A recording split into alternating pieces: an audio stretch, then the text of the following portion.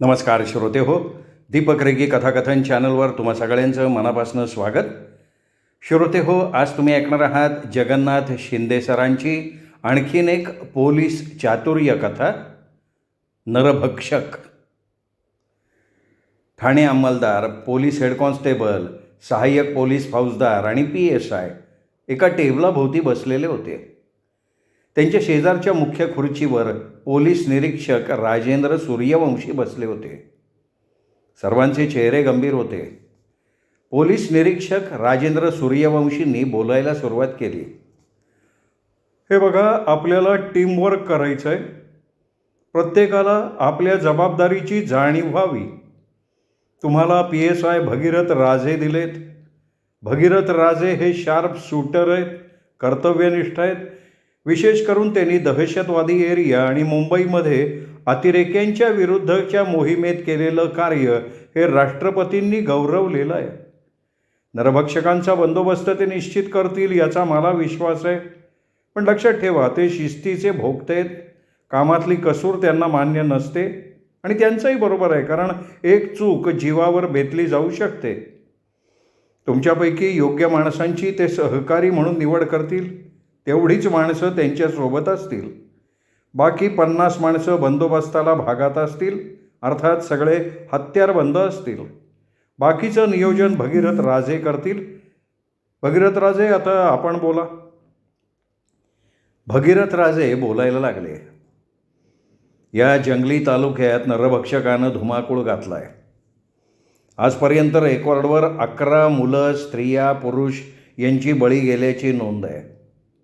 अर्थात हे आपल्याला काही भूषणावह नाही आहे, त्यामुळे आपल्याविषयीची विश्वासार्हता राहत नाही.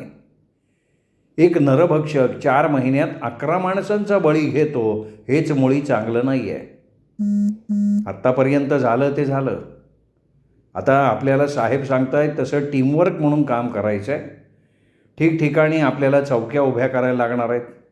महत्त्वाचा संदेश मला तात्काळ मिळाला तर मला हालचाल करता येणं शक्य होणार आहे. मी समजतो मला आपलं सहकार्य मिळेल. मीटिंग संपली. लागलीच भगीरथ राजेंनी यापूर्वी घडलेल्या घटनांच्या फाईल्स मागवून घेतल्या, त्या वाचून काढल्या. शशिकांत भोसले, यस सर, मी 11 फाईल्स पाहिल्या. सर्व ठिकाणी परिस्थिती समान आहे.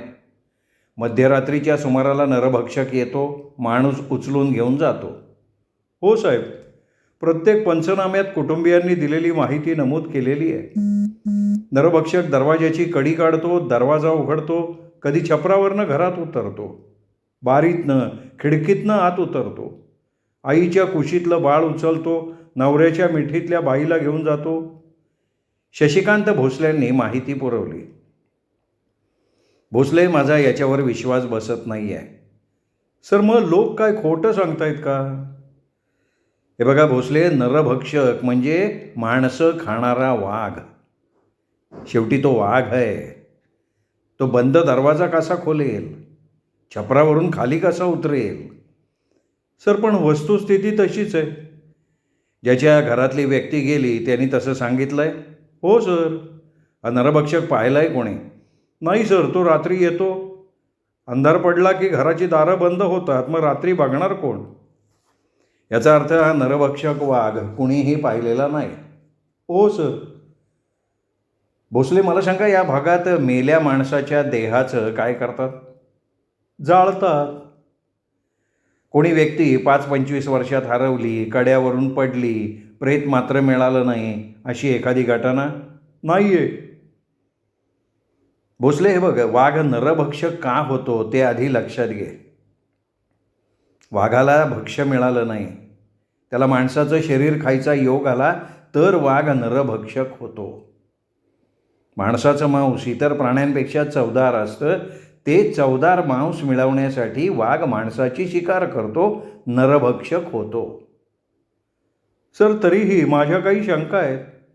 भोसले, मनात शंका ठेवून कार्यसिद्धी होत नाही, मोकळेपणानं बोल. नरभक्षकांनी माणसं उचलून नेली नाहीत तर मग माणसं नेली कोणी? मग मला सांगा भोसले, तुम्ही जंगलात फिरलात?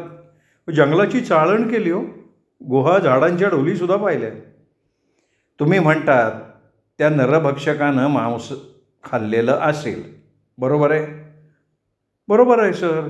त्या नरभक्षकाने मांसाचं मांस खाल्लेलं असणारच आहे. हो ना. मग त्यामुळे त्याचा देह मिळणार नाही. पण अंगावरचे कपडे वाघ खाईल का? का आधी त्या माणसाला कपडे काढायला लावेल आणि मग त्याला खाईल? हा विचार करण्यासारखा मुद्दा आहे सर.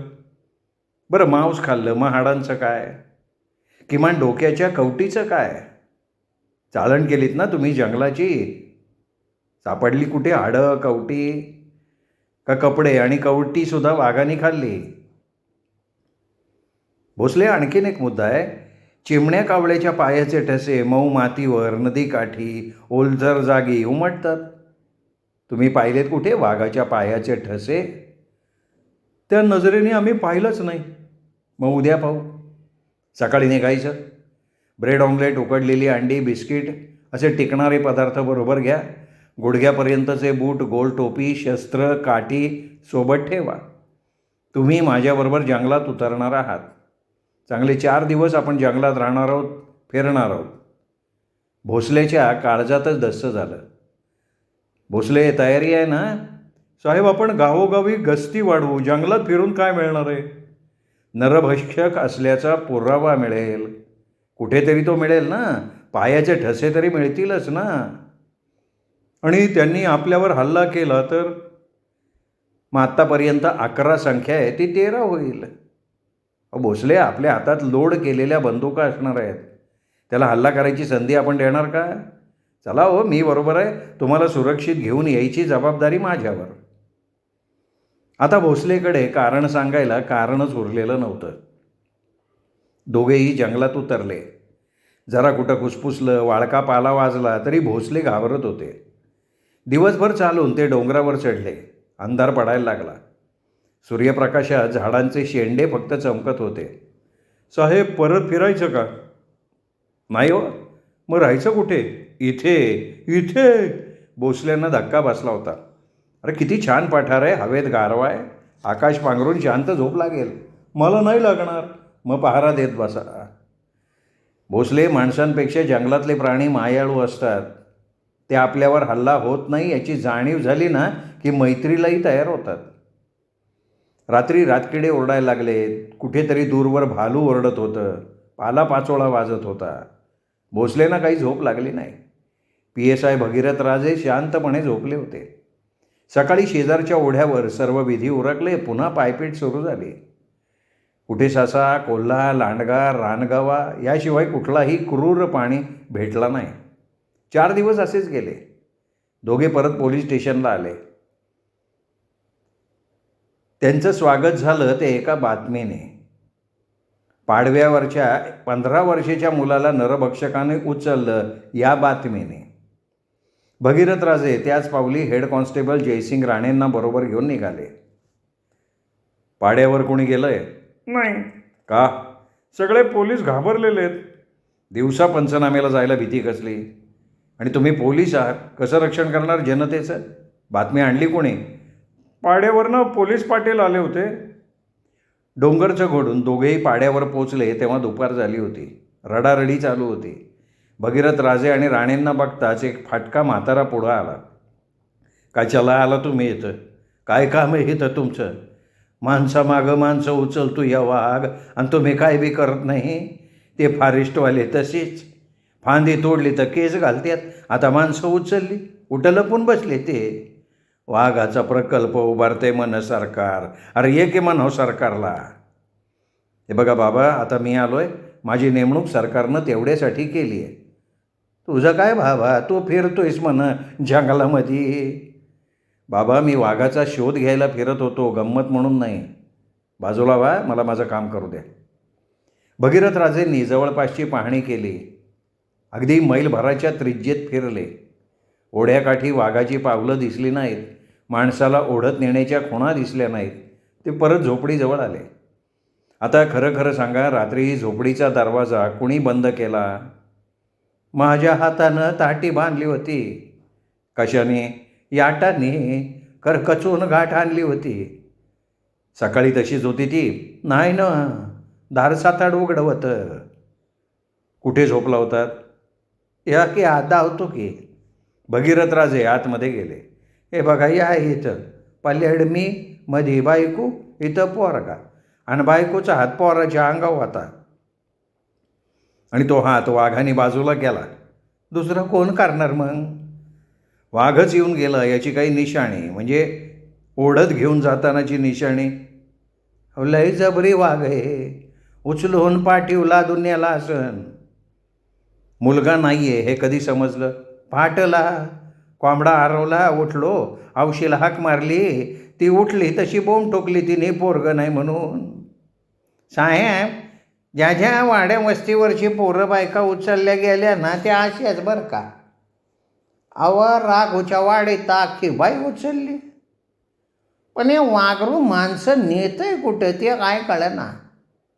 आता बघा रातभर गाव जागतोय, पण कुठनं काशी करतोय ती कळना. आता वाघ कसला हो, भोताग्याताचं काम आहे. लोकांची चर्चा भगीरथराजे ऐकत होते. भगीरथराजे आणि राणे पंचनामा करून निघाले तसा एक म्हातारा म्हणाला, साहेब निघाला कुठं? ईश आणा आम्हाला द्या. पोरं बाळ मरण्यापरीस आम्ही ईश खाऊन मरतोय की.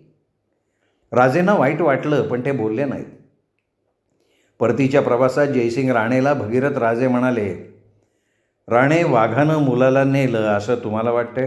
दुसरं कोण देणार? पण पुरावा पाहिजे ना. मला सांगा, वाघ दोरी सोडेल का? त्या बाईचा हात उचलून बाजूला ठेवू शकेल का? मला तर वाटतं कुठल्या तरी व्यक्तीचं हे काम असणार. कोण असू शकेल? असेल विकृत. पुरावा तोच तर शोधायचा आहे. दोघं पोलीस स्टेशनला आले. आपल्या सगळ्या माणसांना आत्ताच्या आत्ता बोलवून घ्या. सब पोलीस स्टेशनचे लोक, एकूण एक माणूस, एकूण एक. मला संध्याकाळच्या हजेरीला सगळे 66 लोक इथे हवेत. प्रत्येकाचं शस्त्र त्याच्याबरोबर असेल, हातकड्या त्याच्याबरोबर पाहिजेत. सगळ्या पोलीस कर्मचाऱ्यांना नवल वाटलं. गाढवा मागे आणि साहेबा पुढे जाताना भीती वाटते. नरभक्षकानं कहर केला होता आणि आता साहेब आपल्यावर कुठली जबाबदारी टाकता येईल याची भीती प्रत्येकाला होती. संध्याकाळच्या हजेरीला 66च्या 66 पोलीस कर्मचारी हजर होते. हे बघा, आपल्या कार्यक्षेत्रात माणसं जाणं हे आपल्याला भूषणावं नाही आहे. नरभक्षक येतो, मुलं माणसं घेऊन जातो, याच्यावर माझा विश्वास नाही, अजिबात नाही. जे काय असेल ते. पण मी मात्र खरं काय आहे याचा छडा लावणार आहे. माझ्या विधानावर ज्यांचा विश्वास आहे अशी 24 माणसं मला हवी आहेत. ज्यांच्या माझ्यावर विश्वास आहे त्यांनी इथे थांबा. फक्त 15 माणसं थांबली. आपलं मिशन आता सुरू होईल. आपण शेजारच्या खोलीत जाऊ, तिथे कामाची वाटणी करणार आहोत आपण. चला शेजारच्या रूममध्ये या. सगळे रूममध्ये आले. हे बघा, मुलं, स्त्रिया, पुरुष, जाण्याची संख्या 12 आहे. त्या 12 ठिकाणी 12 पोलीस जातील. त्या 12 घरी नव्यानं चौकशी करतील, पाहणी करतील. म्हणजे घर कसं आहे, कच्चं आहे का पक्कं आहे, दरवाजा कसा आहे, घटना घडण्यापूर्वी 15 दिवसात कोणी आलं होतं का, म्हणजे भिकारी, वासुदेव किंवा अन्य कोणीतरी. घरात आतमध्ये कोण कधी येऊन गेलं का, किती वेळ थांबलं होतं, त्यांनी काही चौकशा केल्या का. अगदी सविस्तर रिपोर्ट मला उद्या रात्रीपर्यंत पाहिजे.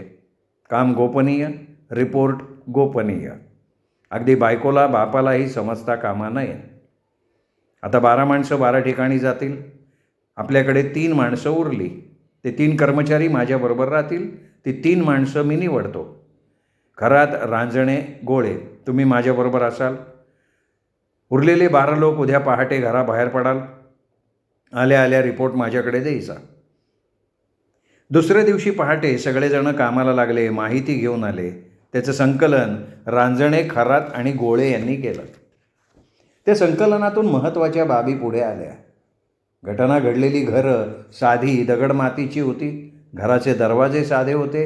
ते दोरीनी किंवा तारेनी बांधलेले होते.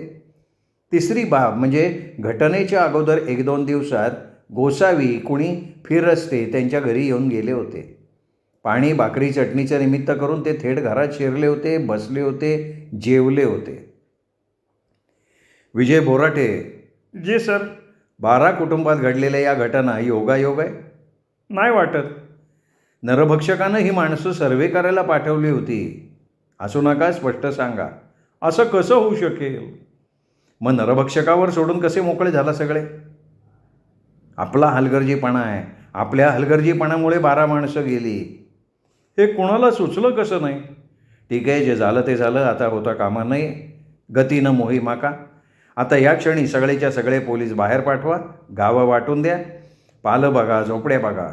मला एकूण एक भिकारी, बहुरूपी, लोककलावंत, सटरफटर विकणारे हवेत, पकडा, उचलून आणा. रात्री 8 वाजेपर्यंत 90 माणसं पोलीस स्टेशनला आणली गेली. पिंगळा, वासुदेव, कानफाट्या, गोंधळी, औषधवाला, माकडवाला, मरियाईवाला सगळे धरून आणलेले होते. PSI भगीरथ राजे एकेकाला आत घेत होते, गोड बोलत होते, धाक दाखवत होते, प्रसंगी भीती दाखवत होते. रात्रभर हे चाललं होतं. पहाटे त्या सगळ्यातली 6 माणसं बंद केली. 5 माणसांना बेड्या ठोकल्या.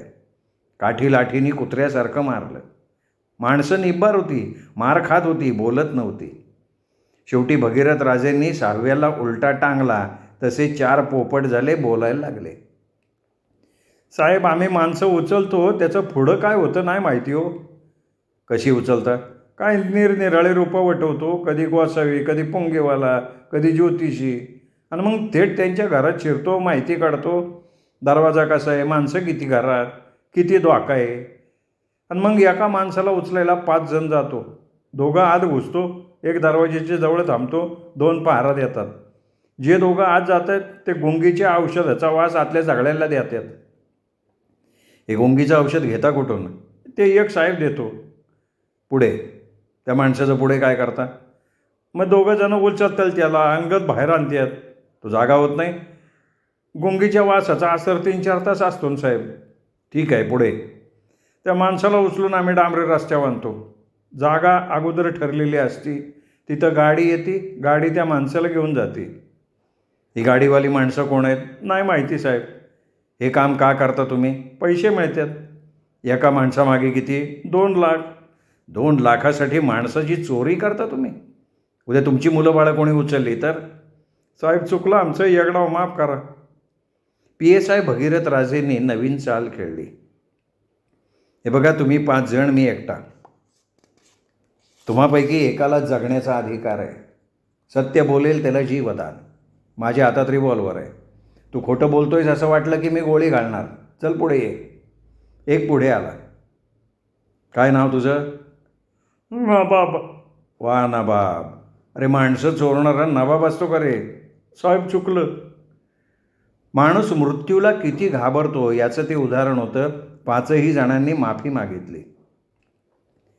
गाडी घेऊन येणारी माणसं तुम्हाला माहिती नाहीत? नाही ना साहेब. असं कसं होऊ शकतं? अनोळखी माणसांना तुम्ही माणसं देता? सगळे गप्प. तुम्हाला कुत्र्यासारखं मारायचं आहे का जागायचं आहे?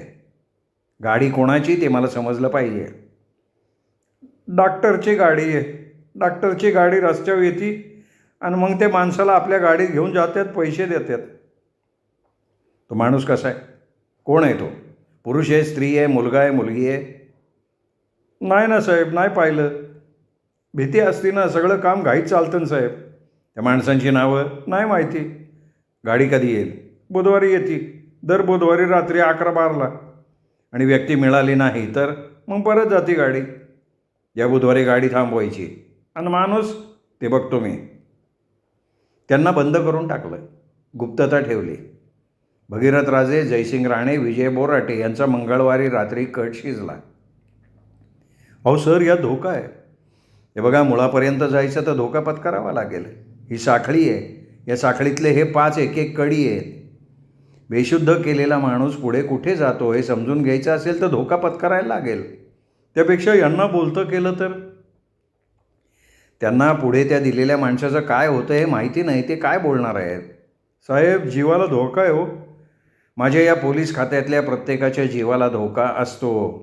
म्हणून कोणी अर्ध्यावर तपास सोडतो का? तुम्ही तयार राहा. ॲम्ब्युलन्स बरोबर 11 वाजता आली. बॉडी त्याच्या ताब्यात मिळाली. ॲम्ब्युलन्स धावायला लागली. बऱ्याच वेळानं ती थांबली. घाईघाईने कोणीतरी स्ट्रेचर आणलं. आतल्या माणसाला उचललं. थेट ऑपरेशन थिएटरमध्ये नेलं. 2 डॉक्टर आले. शस्त्रक्रिया करण्यासाठी त्यांनी शस्त्र काढली. आता पोटाच्या खालच्या भागात कापणार तेवढ्यात एक गोळी सुसाट डॉक्टराच्या दंडात घुसली. त्याच गतीनं दुसरी गोळी दुसऱ्या डॉक्टरच्या दंडात शिरली आणि पोलीस इन्स्पेक्टर भगीरथ राजे उठून बसले. धावू नका, पळापळी करू नका. संपूर्ण हॉस्पिटलला पोलिसांनी वेढा दिलाय. अक्कल पाजळू नका. पळून जायचा प्रयत्न कराल तर जीवे माराल. सदर ॲम्ब्युलन्सचा पाठलाग करत आलेल्या शशिकांत भोसले, जयसिंग राणेंनी आत्तापर्यंत ऑपरेशन थिएटर गाठलं होतं. आता मात्र डॉक्टर गळून गेले. तिघांनी डॉक्टरांच्या हातात बेड्या घातल्या.